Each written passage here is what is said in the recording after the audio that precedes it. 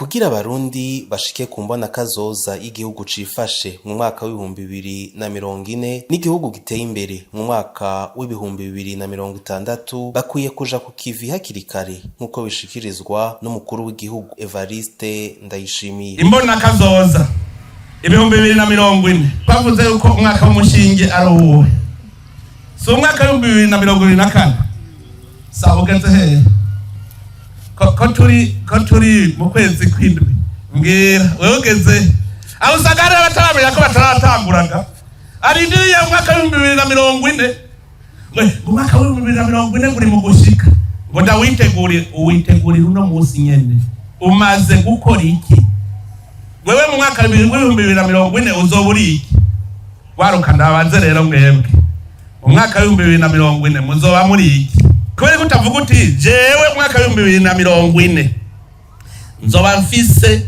jipe nziza cyane ya mbere ibaho kubera ko utobivuga uzowigana waba uzowigana reka burya no kugenda ngo utabazaga urabaza uti mbewe wakijijwe n'iki.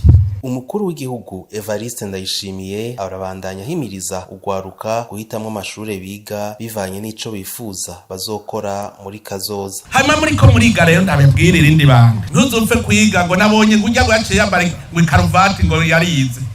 Oya banzu bazi ngo tijya karuvati yayikuye mu mako yiwe cyangwa yayikuye mu minwe y'undi muntu. Wewe wige uvuga uti niga nze nkora iki, utangura uteko umutwe wenyene uti jewe nzokora iki meje amashuri.